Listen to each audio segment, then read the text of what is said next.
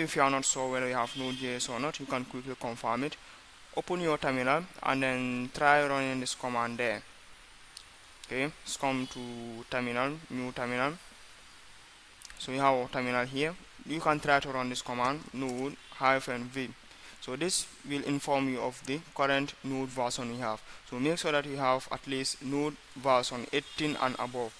Right, so here I have version 20 and it will do the job. Right, so the second thing we'll need is to scaffold our project with Vite.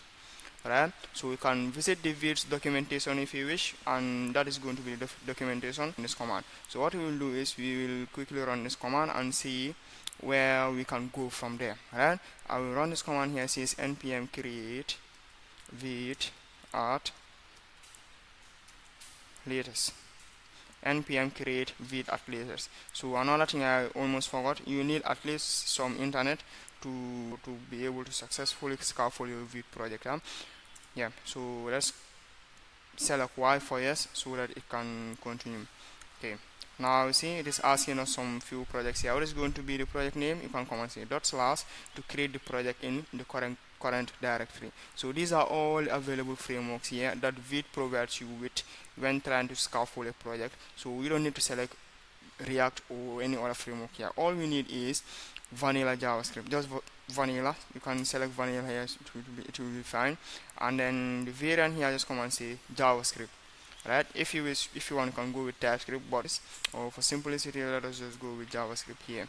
Right, it says use roll down Vite experimental. Let's say no, because this one is still on the it's just an experimental version of Vite. Vite is just trying to test it out. So to be on the safer side, let us just say no, like this. Install with npm and start now. So I'll just click yes and then allow Vite to do its thing here. So the process might be very fast or very slow depending on the speed of your internet. Alright, so I believe it is also running the npm install command as well. So just give it some time. It should not take long. Installing dependencies. So maybe I'll use this opportunity to also open Tailwind's documentation and see what are some of the things that we'll be doing after a successful scaffolding of this project here. After we successfully scaffold this project, the next step is obviously going to be setting up Tailwind as well, right? So here I already have Tailwind's documentation open, and this is going to be our next step. Let us go and see how far this thing is. Okay, now I believe the project have already been scaffolded things for you. All you need to do is follow this link. There are different ways of doing it. Hover on the link and then click on follow link, or you can just press Ctrl and then just click on it. It will just take you to this link here. Now see, this is how you scaffold your project with Vite. You don't need React or you don't need all the crazy tools here. And also it comes with some starter templates here.